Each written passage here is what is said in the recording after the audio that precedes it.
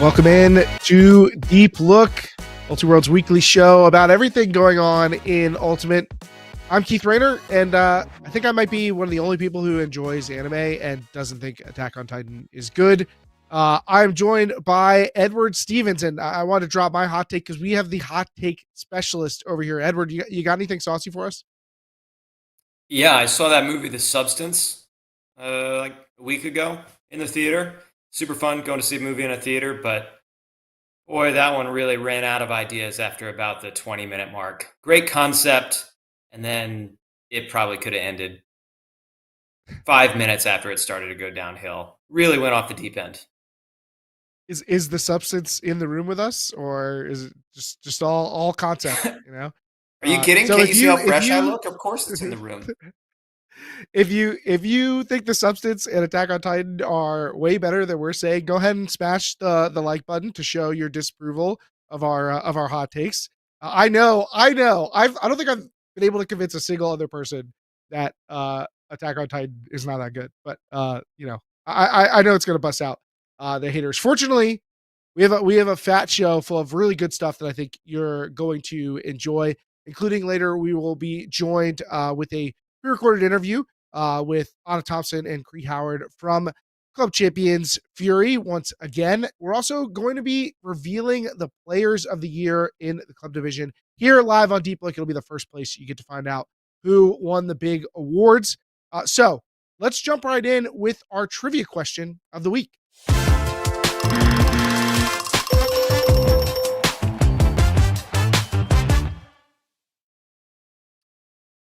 Well, Edward, it's awards week, and with you taking Charlie's place, you'll be on the hot seat for this trivia question. But we keep it straightforward. This one, uh, which team has the most Player of the Year awards?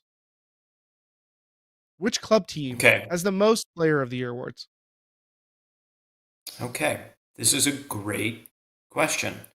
I'm going to start thinking out loud here. I know our Player of the Year award goes back to something like 2012, 2013. Players who have won. Are we including this year or are we not including this year? I guess I shouldn't include this year because we haven't actually revealed who's won Player of the Year. So I will Okay. not include this year. And to All be right. for the record, our Player of the Year actually only runs back to 2015. Our all club awards preceded that, but we didn't have a Player of the Year in 2013 and 2014. Understood. Okay. Well, I can think of some teams with multiple Player of the Year awards. I think Molly Brown has both Claire Chastain and Valeria Cardenas. I think Scandal had one with Robin Fenig and one with Claire Trope last year. I'm pretty sure Pony had both Chris Kocher and Jimmy Mickle winning in different years. So those are a bunch of candidates with two. I don't think either of them had three. Fury. I don't think Fury's had three either. I wonder if it's a mixed team. Somebody like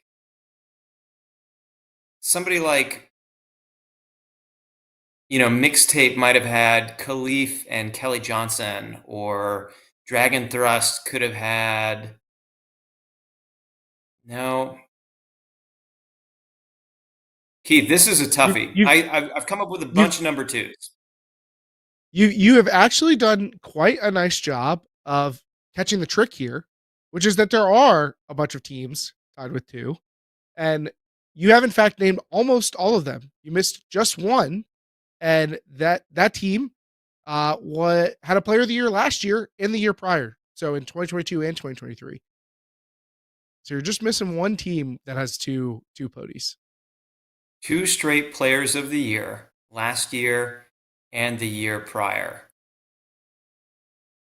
So it couldn't be women's division. It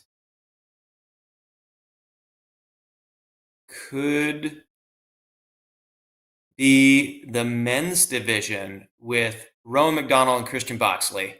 Truck stop. There you go. You got there. That Hey, is all the teams. In fact, no team in the mixed division has had more than one winner.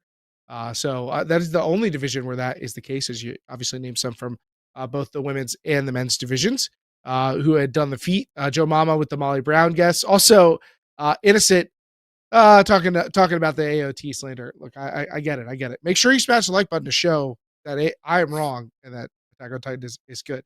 But that is your trivia answer. Maybe we'll have to revisit that one after this episode. We'll see if one of the teams has two can summit the mountain and get three, or maybe two of those teams can get to three. So we'll see where we're at in our counting after we announce the player of the year for 2024. And that is coming up right now. We are going to start in the mixed division to look at our player of the year. So we have recently announced our all club first teams, and these also double as our finalists for the player of the year. So I will give you our finalists / our all club first team in alphabetical order. In the mixed division, that's Aaron Bartlett from Hybrid, Erica Bacon from Dragon Thrust, Jade McLaughlin from Shame, Lucas Ambrose from BFG, Nathan Champeau from Hybrid, Robin Fenig from Tower, and Tanner Johnson Go from Sprocket. That is your list of our first team all club and your finalists for the player of the year. But this year's player of the year is Tanner Johnson Go from Boston Sprocket, taking home the award for the surprise finalists with an incredible run. Maybe they are the new Hybrid. Like they're like a couple years tracking behind Hybrid, but they will follow in Hybrid's footsteps. Tanner Johnson Go taking the top spot, Nathan Champeau in the runner-up spot, and Robin Fenig with another Robin Fenig showing the podium. That is what 3 years straight in the mixed division, and no, there was a 1 year gap when she was. Oh no, yeah, three. Yeah, there's a 1 year gap, and then in 2019 she had won it in the women's division. So props to Robin on a great run. But Jared Johnson Go takes home the ultimate prize this year. yeah, super impressed with him. He has some moves that he does on offense. Obviously, he's a high touch, high volume player, super productive. But there are just some moves that he does that I just think when I watch him that I'm like, oh, nobody else is capable of this. He can like release a forehand at the level of his own ankle, and it will get 25 yards high in the air quickly, and then take like the softest little OI curve and hit a spot 55 yards away. He does that thing he's been doing since college, where from the handler set, he does, I think, Keith, you termed it the give and gone, where he does a give and go, but instead of it just being like a 5-yarder or a 2-yarder, it's a 60-yarder, and he's gone and he's in the end zone. Really incredible player. Great season for him. One other quick note is that I love seeing Champeau on this podium just because it's nice to have a defensive first player up there as well.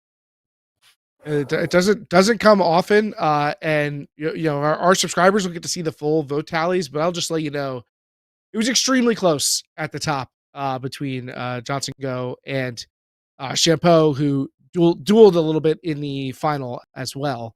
I'm sure Tanner would trade spots with Champeau and take the title if that was an option. But this is a nice consolation prize.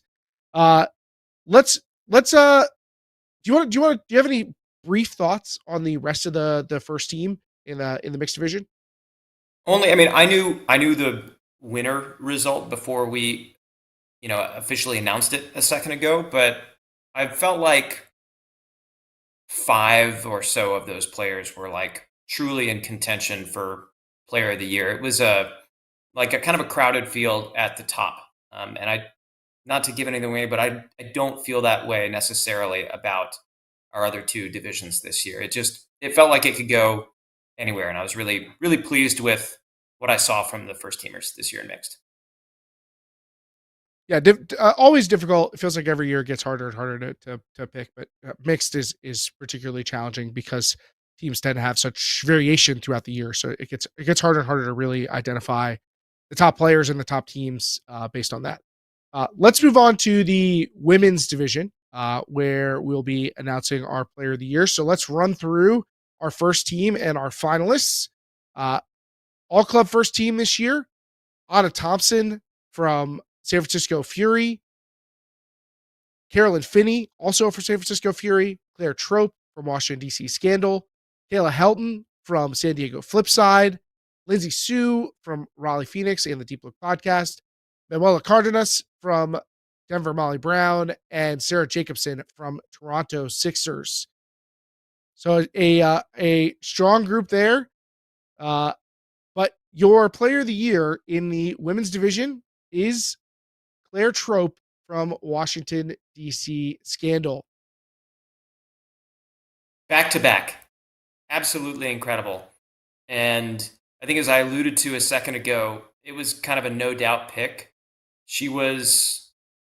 We're going to I think we're always going to reveal the full voting for subscribers later, but Trope was unanimous at the top. And the rest of the first team was a complete jumble of about 11 different players getting multiple votes. But every single voter, despite disagreements everywhere else on the ballot, saw something from Claire Trope that was absolutely spectacular. No player in club has ever won back-to-back player of the years. So Claire Trope making history on that front, and I think was the clear choice, and the staff agreed. And I defy people to really make a cogent argument as to how you could replace Claire at the top of this ballot. Any thoughts on the rest of the first team? Yeah, I mean, this is unfair to say because all of those were deserving players, but my first thought goes to players who didn't make that first team, who, I voted for or other people voted for. We don't see Britta Santos or Kami Groom or Kirsten Johnson. Like, one was so clear cut, but 2 through 12 was an incredibly difficult pick. One thing I did like was I love to see Sarah Jacobson up there on first team. She had a tremendous nationals, and I feel like she really kind of, for the first time, truly fulfilled all the promise we had seen from her as a younger player the last 3 or 4 years. I believe they call her Bear, but put up the rare triple double at nationals: 15 goals, 14 assists, 10 blocks. That's an impressive number to put up. Very enough to put her onto the first team. So very, very great showing from Jacobson, who is first time, I believe, on the all club first team. Let's move on to our final division, the men's division.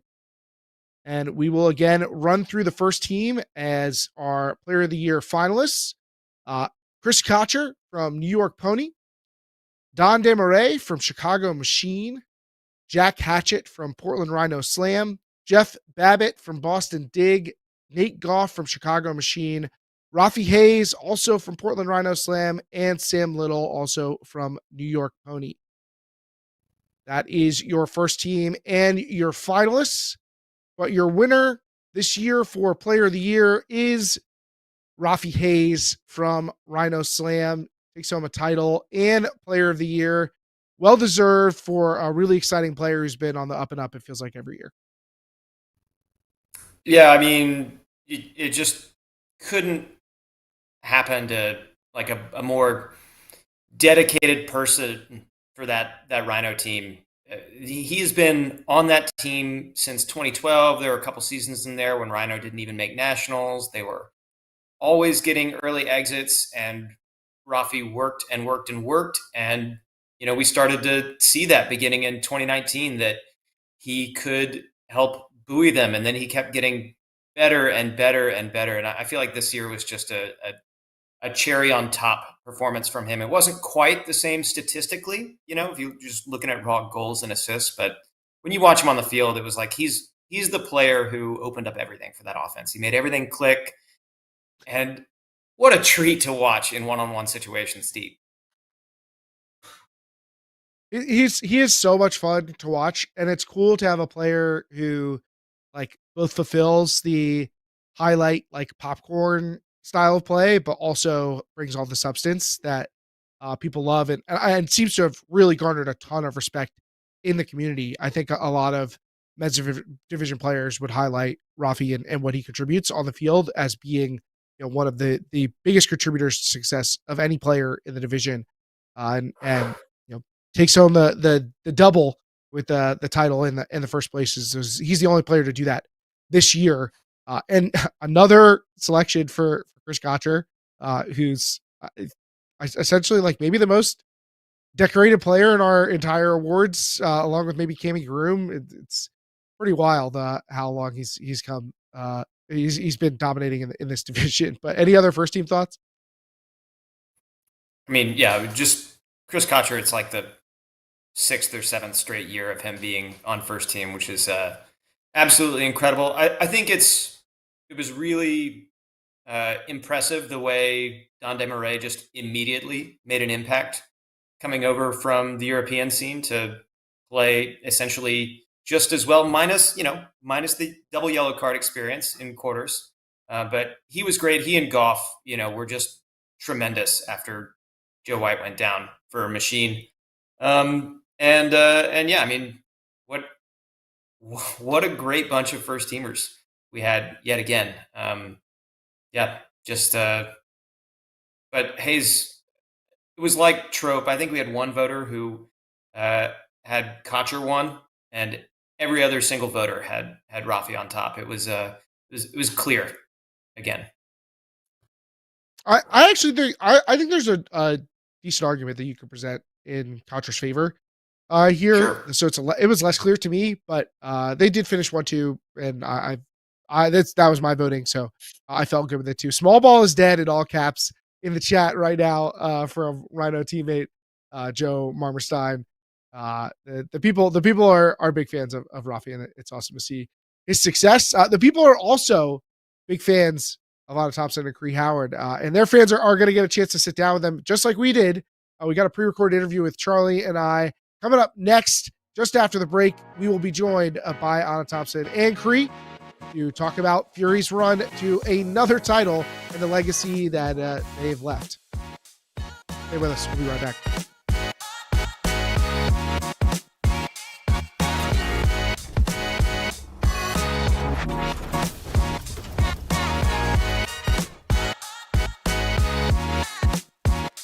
Now has sublimated 5-panel hat.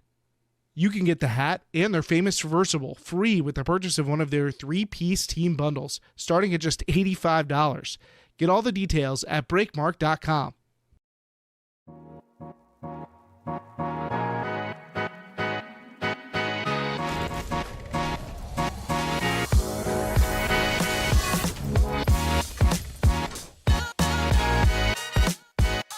Joining us now on Deep Look from champions once again, San Francisco Fury, Anna Thompson and Cree Howard joining us. Well, this evening, we're recording this ahead of time. Hi to both of you, and thank you for joining us. Thanks. Oh, happy to be here. Yeah, thanks. Cree, I want to start with you. You joined Fury in 2008. In that time, since then, Fury has won 9 titles, a tremendous run for, I don't even know if it's arguable anymore, the greatest club ultimate program that has ever existed. I think I'm most curious to know if it feels more satisfying to win the titles now, as we have seen the competitive level of the women's division climb so much over the years. And it's not just an automatic that Fury's going to be in the finals. I mean, we could still say that it's locked to be in semis, but does it feel different than it did in the early days? Good question. Well, I will bring you back to 2008 when our finals game, I'm not sure people recall this, but we went down 10-1 in the finals. So I wouldn't have said that was like a cakewalk. My rookie season, we're down right at 10-1 and came back to win that game, I think 15-13. So it was quite a comeback. But yeah, I would say that we had some competition through the beginning parts of the year. But of course, the game has been elevated across the division, and our games are tight, even in a pool play game can be tight. And Anna, you've joined the team and been on the team for a few years. You've certainly been through the Ringer and Nationals in previous years and made your way towards titles before. This year's team, you had some new faces on the squad. How did it feel for you, and how different was it than your other times with the team, including the title that you won previously? Yeah, I mean, I think every year there's sort of a renewal of the team. There are different people that come onto it, and it's kind of like a redefining of the group. It felt like maybe this year, in contrast to prior years, that it actually felt more like a continuum. That this was sort of like, we talked a lot this year actually about like chapters in the story, and as opposed to prior seasons where it felt somewhat contained, or like that was the season, that was the team. This actually felt like just a chapter for Fury, and a chapter that included these people this time. And I think that's part of what made it special. Like, I think Nashville's ended and I was like, oh yeah, like excited to go home and like hang out with everyone. So I'd say that was something that throughout the like life cycle of this team, I felt differently about than prior seasons. Obviously, Fury is always so deep. I mean, I think it's still a story of why the team is so successful and can grind out these wins against top teams, late in the game. But I want to highlight, there's just tremendous performances. I thought Carolyn Finney was fantastic this whole season, but particularly in the final, just a huge performance. Anna, you made unbelievable plays, and I won't say who, but somebody emailed me, Fury affiliated, and like made a very vocal case for Kirsten Johnson as Player of the Year. I mean, her game seems to have really risen, and I would love to hear from you on, what she was able to bring to the team this year, as just a tremendous defensive stopper. Yeah, I mean, KJ played amazing this year, and she's also played amazing for multiple years now. Like, since I have been on the team, she's like rock solid. She's confident. She really like marshals the offense, and then she just sticks you on defense, and like will just grind the entire point, the entire game, like the entire season, really. So yeah, I mean, she really, really balled out, and I would +1 whoever sent that email. She was incredible for us at the tournament and just all season. She's just a baller.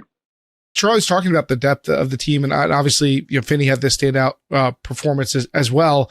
Kind of a throwback for Finney. It feels like a little more the old school UCSB days, and less what you see typically from a Fury stat line. Cree, you've got to play so much with Finney over your career. What did you think of her performance in the final? Was this different than what you've seen from her before, and why in this game did it feel like she had such an outsized impact compared to what we typically see from Fury lineups? That's a good question. I mean, similar to like what Anna's saying about KJ, like they both play like incredible and always are like ready to show up and compete. And like sometimes that shows up in like a lot of stats, and sometimes that shows up by like making other people have stats. So obviously Finney had the stats to show for it, but like I don't think that undermines any of the other times she's on the field. You can take a lot of our players and they're real like dots connector, right? Like Maggie and Megan and a lot of other cutters that maybe don't get all the stats in one specific game, but they do in some games. And so I think it's just a tribute to how we play on Fury. And I mean, Finney is a part of that too. Yeah. Obviously, this team's had tons of success, but your last win was in 2021. 2 years you don't win, and now back on top. What do you feel like the difference is between the seasons when you win and when you don't? And obviously, Cree, you've been on the team for a long time, so maybe you have a little more insight on that. But Anna, you've also been around for the last 4 years, so you've seen the recent run, post COVID. So I guess Anna, we can start with you here. Like, do you feel like there's something that clicks in the years when you do win the title and something is not quite there in the other years, or is it just feel like there's the level of competition just seems to define that? Yeah, I mean, I think it's just really hard to win. And I think that's true every year. I think we just happen to be in a position to be competing for it each year. And like, we talked a couple of years ago about like how do you actually basically like generate or determine your own success in this outcome goal. And I feel like we kind of landed in the place that it's like pretty much impossible. Like there is no recipe, there's no formula. Otherwise, I'm pretty sure we would win every year, to be honest. But we don't. And there are a lot of things that go into it each year, and there's a lot of things that are completely out of our control. So I think to me, like now having like won a few times and lost a few times with Fury, it's kind of like, well, we're clearly like, we're putting in all of the work. Like we care so deeply, we care so much, we trust each other, we love each other. Like we have all the things that we need to win. And like sometimes it doesn't go our way, and that's just how it is. And I think like exiting nationals and not winning is obviously always like painful. Like we're athletes, we're competitors, like we want to win, and we love winning. But it's, you know, like we can't formulate it each year, and that's part of the grind, and that's part of what makes it really gratifying to come out on top when we do. What do you think, Cree? Yeah, that resonates a lot with me. I think in the beginning, the build every year really, like, it's true, the division has like up leveled a lot. Like you going back to the original question, like we won a lot for a long time, like consistently. And then obviously like starting in, I think it was 2013 is when we started losing in the finals a bit more. And I think there are continuations of seasons, like multiple than just like one season. So the build up to our 2017 win felt like 5-year like trajectory of that team. And I think similarly, the team that won this year, it felt like, you know, a 2 or 3 year project for us. So I'm not saying that we can't come back and win again next year, but it's like the build of it is really important. Like what we build on from last season was like absolutely necessary for us to win the championship this year. I want to look at the final specifically against Scandal. You get into this what I would call a pretty grindy game, a very defensive game, a ton of blocks. Not a game where everybody like was just cruising up and down the field. The defenses were really sinking their teeth in. Is that the kind of game that you expected coming into the game? And do you feel like that style of play matches with what your team wants to do, or were you just able to adapt? And Cree, I'm curious to get your thoughts on that. Yeah, I mean, I think we're ready to expect people are going to have like a high level of defense, and that we have to play a high level of defense. Like we really grind hard in practices, doing that to each other, right? Like all year long, we are grinding like hard defense, really like as best offense as we can. And so we expect nothing else of our opponents. So, yeah, I don't know. I don't really have much more to add in that. And just as a quick follow up, I mean, you kept Scandal from being able to get very many breaks, even though their D-line got a lot of opportunities. And that felt kind of like a decisive factor in the game, is even though Scandal was able to get the disc, they often were not able to punch in those breaks. What do you feel like led to the offense's ability to protect on defense and stay on the field and get holds? Anna, what do you feel like helped out with that? I think there are a lot of things. One is like from a subbing strategy perspective, like we don't sub O&D, and like Cree said, like we're practicing all year long on both sides of the disc, and we all take a lot of pride in being well-rounded players and like knowing how to play defense. And a critical piece of scoring when you're receiving the disc to start the point is being able not to get scored on.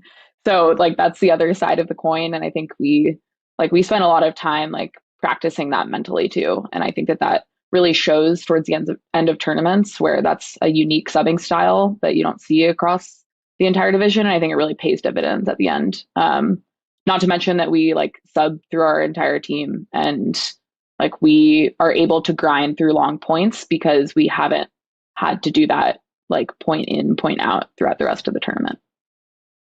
It is very interesting. I mean, you say that it's not common in the division. I mean, it's more common in the women's division than the other divisions, where you basically don't see it at all. And it's become, it feels like a little bit less common in some ways, even in the women's division. Anna, you came from mixed. You played with Amp. You basically anybody who's played Ultimate has played line-based systems. Do you prefer the Fury way of having more mixed lineups, or do you think it's easier to get into a rhythm with lines? I really love the way that we sub. It was actually kind of interesting because at Worlds in Australia, we were playing a pretty strict O&D system, and I was on the O line, and it felt very different to me. Like I felt mentally different, like my affect like felt different in that role. Like it was a very different and like fun experience. But I really appreciate being able to kind of like flex across situations for us on Fury. And like, I think that it makes for a more like resilient team and has made me a more resilient player because I'm not just like pigeonholed into this one scenario. Like I just need to play the point in front of me, and it doesn't matter if we're starting on D or starting on O. I kind of want to pull on this thread more because I feel like I can never tell the chicken or the egg kind of here. Is it because you're Fury, because your team is so experienced and you're well coached and the team is really talented that you can play this way, or is it because you play this way that you're Fury? I've never really been able to figure it out, but surely there's some downsides, right? To like, maybe it's you don't get to have people focus on specific strengths, or when you have an egalitarian play style, maybe there's players who are like, I would like to play more. I feel like I'm really good and I should be on the field more. Or I should get more touches, or I should be more of the focal point on the offense. Cree, you've seen so many different players come through the system and seen the system evolve over the years. Have you ever run into challenges where it's like this, everybody gets their opportunity and everybody is asked to do everything? Like, does it ever create challenges or friction that the team comes across? Yeah, totally. I think there's been many people who've come to Fury and decided the system or the way that we play or the way that we like approach Frisbee is not their style. They want to go play in a different way, be the person that's playing every point or on a particular like focus for their game. Like I remember rookies from a long time ago, they come on the team and all they want to do is like catch the deep ball. And a part of our system is that everyone is connecting the dots inside. And that's really important. And so like, yeah, they aren't necessarily the right fit for the team, that they decide if they want to like up level their game in the way that Fury is playing, or they move on to a different place, and that's totally fine. I think that, I don't know, the chicken and egg question is funny. Like, I think that it's like the system that we created is the reason that we are so the way that we are. So I think that like we've created that. We're very intentional about it. And I give props to the system of Fury and the people and all of the work that we put in for it. I want to go back because you brought it up. I didn't connect in my mind that 2008 was that crazy comeback year. What was that like, playing as a rookie on that team, getting absolutely demolished for the first 2/3 of that game, and then coming back to win?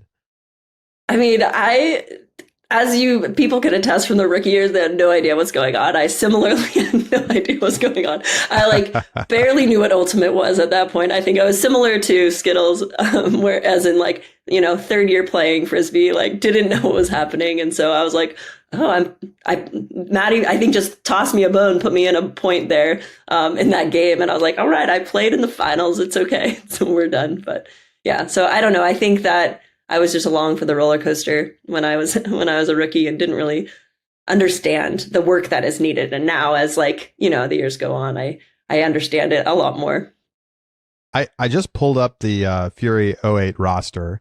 I think you're the last player still on the team. Is that right? Yes. Nancy was graduated Incredible. from our team last year. A few recent departures. But Maddie Sang was coaching all the way back then in 2008. So my first question is, do you feel that, like, do you spend time talking to the team about what it means now that you're the most veteran player on the team, to play for Fury, what the history of the program is? Like, is that a part of Like, I'm do just you see preaching. yourself as a I'm just leader in that constantly way? preaching, being Fury. No, no. We're just living in the moment. We're living in the I'm moment, sorry. and I sorry, I focusing forgot. around the needs of the team. But no, I mean that's not my voice of the team. But I could be if maybe I was a different person. Are you still? Do you still go by Puppy? Pups, yeah. Pups. Most people don't really call me Pups, but my old teammates do. How has Matty, his coaching style, maybe, personality, whatever, how has he changed over the last, a little over 15 years now? Yeah, I'm curious to hear even Anna in the last, 4 years, but he's obviously, there's a lot going on in our lives, and we've all grown a lot in the last 18 years or however long. I think Matty's 19 years with the team. He's grown a family. He has 2 daughters now, and he's been through all of that with Fury.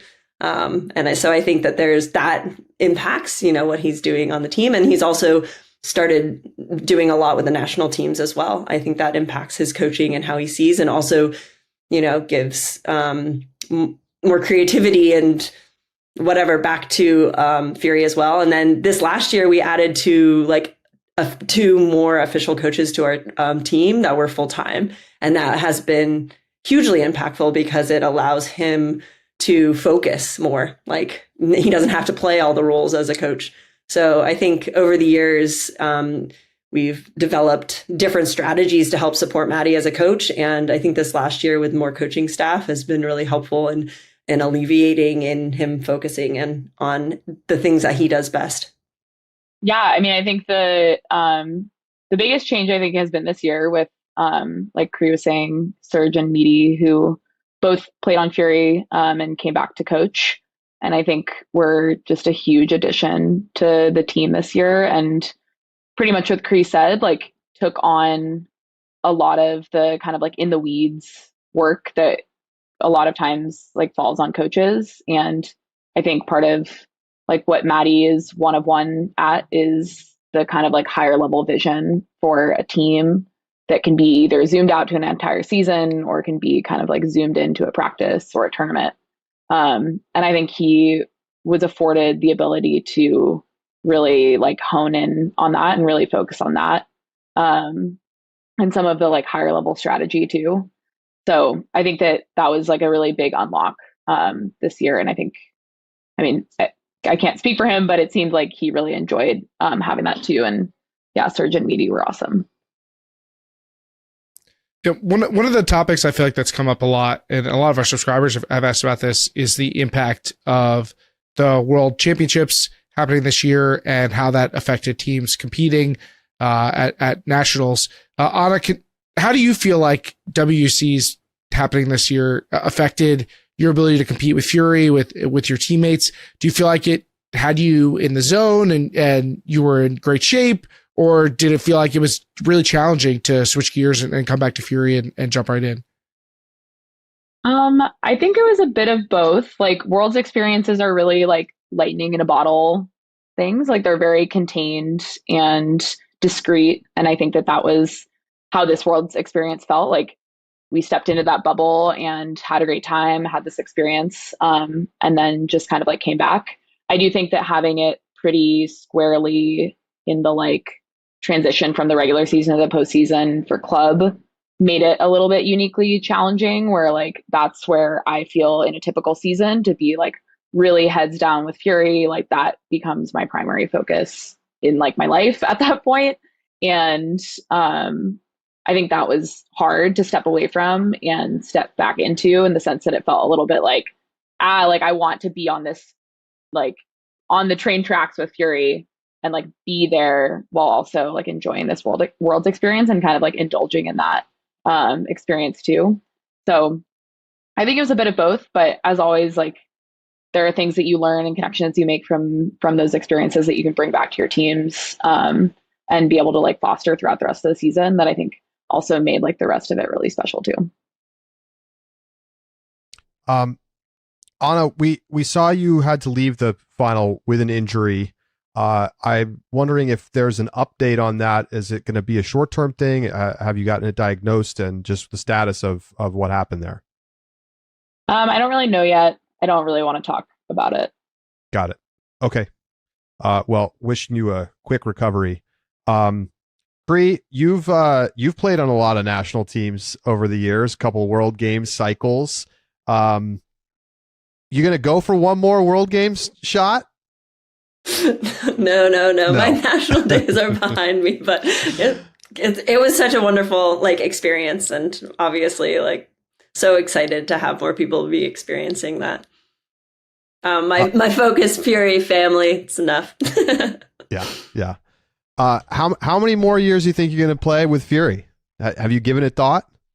Good question. I don't know. It's hard. I mean, of course, every year I go into the season being like, maybe this is the year I don't play. But it's hard. It's hard once you've been in it or around it. So, I think I have things on my mind like, okay, this is my last season, or and then the next day I'm like, I'm playing till 25 seasons. I don't know. So do it. Can't tell you. You gotta stay around so that somebody can still do the, back in my day, we had to come back from 10-1, so somebody's got to do it. We played games to 17. Exactly. No, sadly, there's no one left for that. Who is an undersung player from Fury this season? Oh my gosh, I could just list everyone, literally everyone on our team are here, full heroes is what I would say. I don't know, Anna, do you have any specifics? Yeah, I mean, I feel like to throw you a bone, Charlie and Keith, I think that, what Cree is saying is absolutely true, but I do think, in thinking about it, we already talked about KJ would be I don't even think she should be sung, I guess is my point for her. But otherwise, I think Heist or Han Chen had a really incredible season. I think we talked earlier about there's a Fury system, and the implication there is maybe everyone kind of becomes this cookie cutter player, and we just play the system, we do the thing. Han, and maybe at the cost of some really amazing individual superpowers. And Han, she is an insane thrower, and that really, I think, was unlocked this season. The role that she was in and how she was playing was, I thought, a huge boon to our offense when she was on the field, and she was really able to open up spaces that we hadn't been able to get before.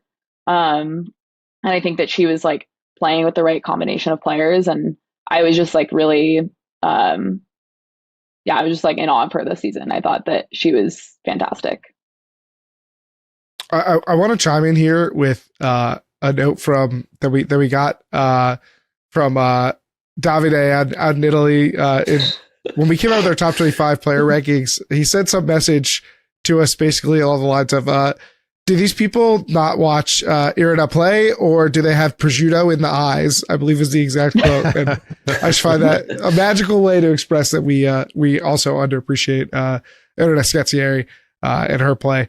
But yeah, I know that we call it the Fury effect in the office. We come around every year and we're like, okay, how do we recognize people for awards? It's well, we're looking at the stats to see who put up the big numbers. And it's basically never anybody on Fury because everybody has 5s and 6s in every category. So it ends up being a weird challenge for us. But I wonder if you feel like sometimes Fury individual players are overlooked. And you mentioned, Anna, that, might be that someone like Heist doesn't get to show off the superpowers in the way that they might in another system. But do you feel like players are overlooked on Fury? All the time. I mean, I think that I think we have the best team and I think we have the best players, and we get to see it every weekend at practice, and we know exactly how incredible everyone is on our team, and I don't know, I feel like that's mostly what I care about. I know that my teammates are the best, and we push each other. They push me, I push them. And I just feel very proud to get to compete with and against them throughout an entire season. Yeah, agreed. Super +1 to that. And I feel like so proud to be a part of a system that's like that like suits me so well. As like, it's about like the collective, and I want to be a part of a team like that. And not necessarily a star on another team. So we also like this year, I feel like one of the things maybe that was different from prior years, kind of also jumping back to a previous question, is I feel like we managed to have a lot of competitive intensity like within the team this year. Cree's laughing because we are on opposite lines, and anytime my line would lose, I would be so pissed. Anytime we would win, I'd be like, making sure everyone knew. But anyways, I think that's like, I mean, it's related because we just like really pushed each other this year in what I thought was like a very healthily competitive way that was like extremely fun. And every weekend was so freaking hard. Like, it was really hard to keep up with everyone. It was really hard to be pushed by everyone. It was really hard to like be in that environment where you just want to win like all the time. And these are your teammates. Like, these are the people you love, but you also really want to beat them like so badly, like maybe more than any of the other teams out there. And yeah, I found that really special this year. And I think like brought out again, like a lot of what we're saying, that like our teammates like really are the best. And like we felt that this year. You only lost one game the whole season. Molly Brown, July 14th, finals of PEC West. What happened? I wasn't there. I don't know. I wasn't there either. Oh, that's what happened. I had a broken face. That's what happened. Crack the case. Easy answer. Anna has to take this one. Oh Yeah, yeah, Anna no, and I actually were FaceTiming. We both were yeah, there. I remember that. Yeah. All right. Well, it's not on you. You all went undefeated on the field. So No, I mean Molly Brown's a good. Yeah, they're a great team. And of course. it's also like July. And also like such a learning for both sides, for both teams. Such a learning spot in the season. Yeah. Would you say you're satisfied with the structure of the club season? Like, does it feel like it fits what you want as players? Anna, you could take that one first.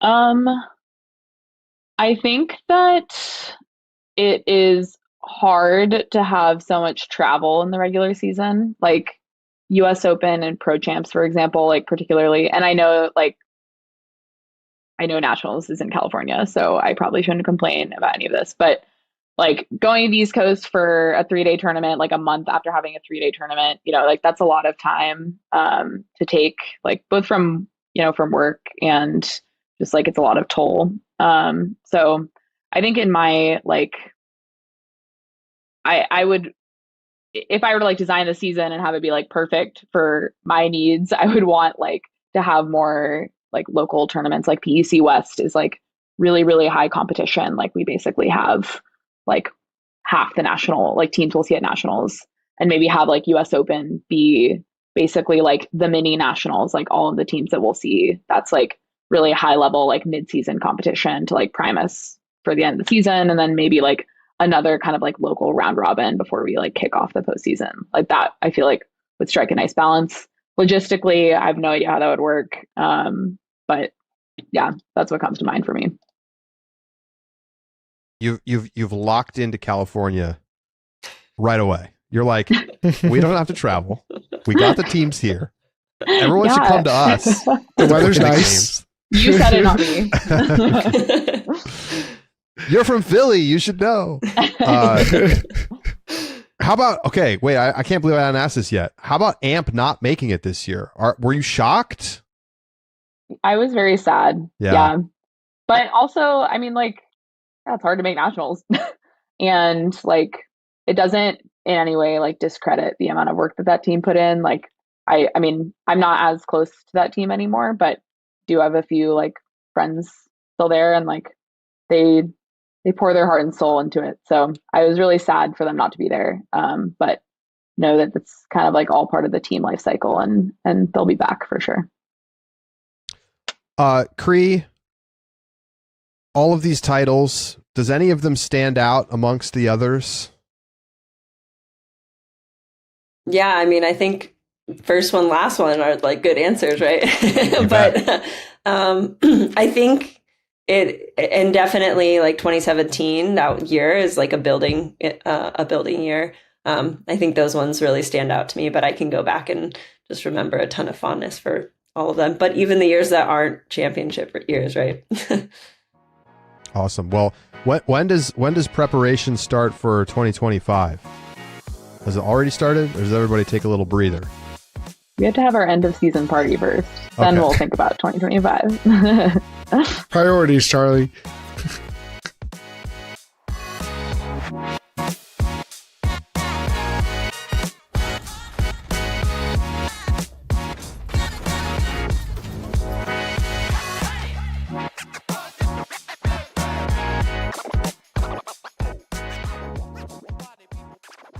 Welcome back to hanging out with Edward and myself, Keith Rinder. We don't have as many club titles as Thompson and Cree Howard, or any 10-1 comebacks. Have you ever come back? What's the biggest deficit you think you ever came back from, Edward? Does it approach 10-1?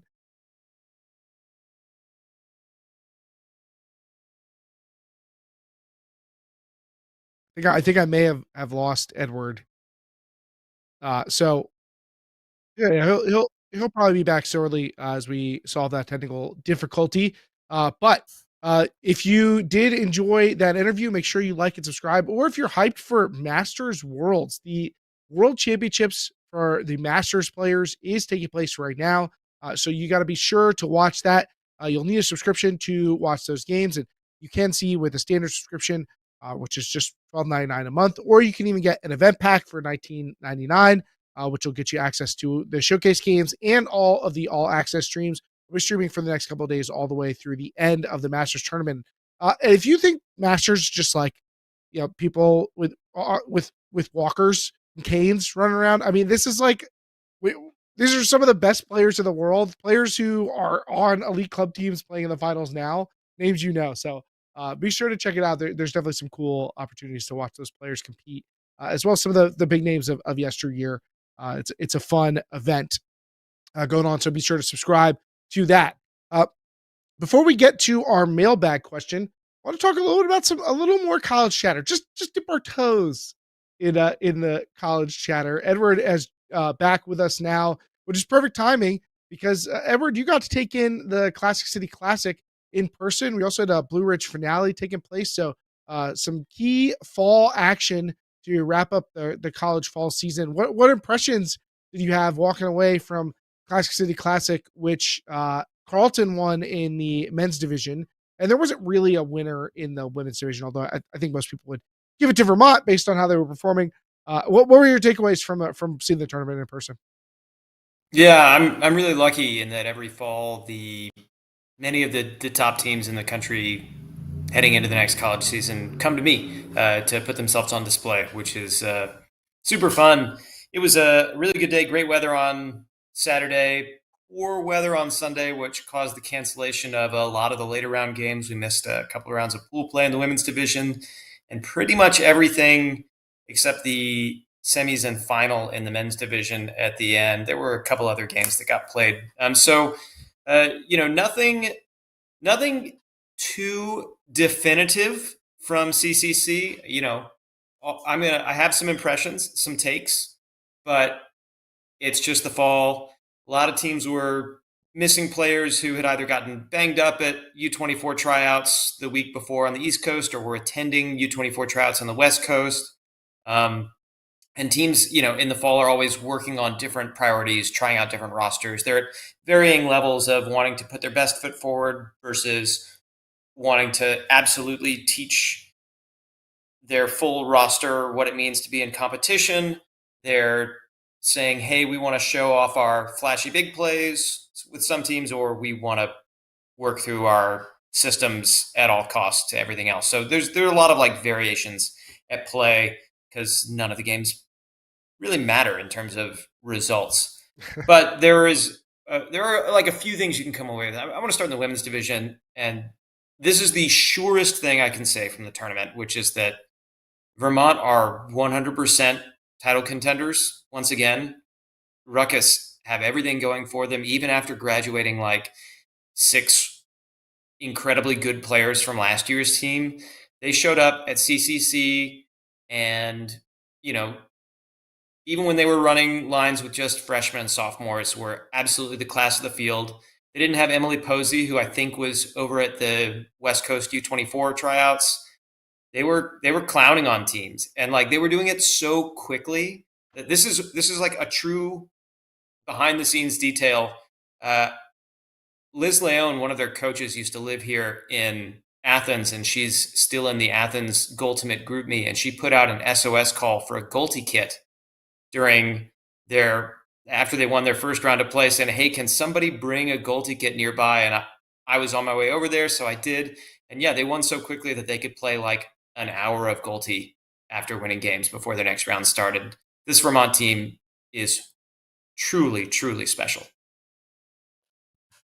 I've seen them in person. I got a chance to coach against them out at Lobster Pot, and yeah, they were still missing people, but they've been recruiting so well. They also have a really fantastic, maybe one of the best in class development pipeline with B and C teams that have gone on to be successful. And they had players they pulled up from B last year who looked like they could be breakouts this year on this year's club, on this year's team on the A side. So they're going to be really strong. I don't think that's a big surprise. And maybe the Southeast looks a little more competitive in the women's division than we might have originally thought. We've become so accustomed to Georgia's dominance. They still have Quincy Booth, but Tennessee, Georgia Tech, Florida. There's some teams eyeing Georgia's top spot. Maybe going to play spoiler. Although I didn't walk away from this tournament looking at the results with much confidence that it's going to be a 2-bid region or anything.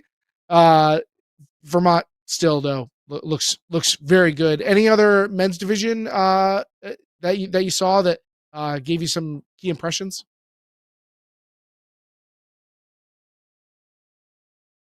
I think we may have lost Edward again, or he's lost in thought, just thinking about the play of rookies Sam Grossberg and Axel Olsen. So they were probably quite good. Also want to touch on Blue Ridge finale. Edward mentioned Vermont, a championship contender. UNC last year's champions, getting the win in the women's division over at Blue Ridge finale. They beat Michigan in the final. Both teams were dominant on the way. UNC 15-12 over Michigan in the final. Keep an eye on that Michigan team. It's just fall, but good results. Beat Pittsburgh, beat South Carolina handily. So those are nice results for Michigan, who has a solid little core that I think people probably don't know about because they've been playing in the Great Lakes. But Calliope Cutchins is the real deal. And there's some other strong players like Rebecca Sang and Costanza Capriles. So I think that they're going to be a pretty strong team this year. I would expect them to be hanging around the top 20 all year this year, even without Kat McGuire in the fold. Let's move on to our mailbag question for this week. And this week's mailbag question came in again from the Discord. If you're our subscriber and you're not a part of the Discord, great place to connect with us on the podcast, as well as big fans of Ultimate. It's been a great place to watch Ultimate unfold in big events there. But this week's question is, if USAU could build a venue to host all of their championship events, all of their major events, they got some big grant, let's $500 million or whatever from the U.S. government. It's like, hey, you could build an Ultimate paradise. Where should they put it? Where should they put it? Edward, you're back with us here. Where would you want your dream Ultimate venue located in the United States? Or with the caveat that I love the Club Nationals location, I want to put it somewhere else just to make this conversation interesting. So San Diego is off the table for the purposes of this conversation. I feel like the weather and fields quality in Southern Ohio and reasonable proximity to like some places of transportation could make it pretty good. But honestly, since we're talking about like seasonally, we're talking about May and October. So what you really want to do is pick a place that's going to be excellent in both of those times of year. May is going to be too hot for a place like New Orleans or Austin or Atlanta, for that matter. and October is going to be too cold for like Devon's or Chicago or Minneapolis. So really, I think we want to look out to the Northwest, and I would love to either have it somewhere near Seattle or Portland, frankly. Interesting. This is, I think that the big thing is like, do you want to go near a coastal major metro that I think people would like to visit, has a big, strong ultimate community, or do you try and go central somewhere and see if you could get, something that's a little bit middle of the road for people where the weather might be good in all of these times? Like, I don't know if somewhere like Ohio or Indiana is really going to hold up in October. So it's tricky. Like, I feel like that is going to put you in a coastal place if you want to get the great weather. Yeah, so I could see somewhere like North Carolina or maybe Virginia. But Virginia is not really near a major metro. North Carolina is okay for getting in and out of with the Charlotte hub there. It's tough to pick exactly where you could place it. Colorado, but then you have to deal with the elevation a little bit. I do wish, like, as I think about this, I think less about the location, which I think it's really the crux of the question, more like what we could have. Like, imagine we could have some number of indoor fields, so we're insulated from terrible weather. Like, we don't have to cancel all of the tournament. We just have to go to some stripped down version of it. We could have the stadium environment of our dreams where it's close in proximity. So we could get something that still has the structure to present really well on broadcast, but fans are close to the fields, and we get the ideal. Maybe you have even like a space on the field for fans to stand. Like, I think it'd be sweet to pull it off that way, but I don't know exactly where in the country. I think you make a good case for Portland. I think I would want to avoid like Texas or the deep South, where I think you could risk it being really hot in May. But like California is so expensive. It's the weather though is kind of unbeatable there. I don't know. I wish I had a good answer for this, but I really don't think I do. But you know what? I think it goes to show how hard it is to find a great host site. Like, even when I have very few constraints, it's hard for me to do that. So imagine trying to do it with a lot more constraints on you when you're trying to balance all the give and take for picking a field site. That's going to do it for this show. Oh, you got more? Hit me. I just want to put in a quick good word for Austin. I think we're scared off by the wind at the Round Rock field site that they have been using. But if theoretically there's a place there where the wind isn't howling 99 days out of every 100, then I think it could be pretty super. I don't know. I like Austin a lot as a city. It's just got easy access for travel, a lot of great food and entertainment things going for it. The weather in other parts of Texas can be oppressive in May, and sure, I think it can be in Austin, but I don't think it will be. I would take that bet. I need someone who's an expert to actually tell me what we can do about wind. I theorize that if you want to have a large field site with a bunch of fields, you need a big flat open space, and those kind of spaces tend to be centers for wind. So like, maybe there's some structural things you could do to reduce that if you had so much money that, you could build the trees or a tree line around that reduces the wind, or some sort of hill terrain. I don't know. I'm sure there's something you could do. Or maybe we could have the field sites a little more scattered or up and down, so there's less wind. I don't know. Somebody tell me who's an expert in this. Maybe somebody in our Discord. That's a good conversation. See if we can find somebody tell us how to protect ourselves from the wind. That's going to do it for this week's episode here on Deep Look. Edward and I are going to be doing a subscriber bonus. We'll talk a little bit more preseason college, and we're going to be getting ready for next week, where we'll be running down all the On-Club awards, and I'll be making our picks for the under 24 national teams, who do we think is going to make the squad and who is going to get cut. So tune in next week for more for Deep Look. We'll be back next Tuesday at noon here on YouTube. And for our subs, we'll catch you out the back. Crossover idea. tack on Remember the Titans.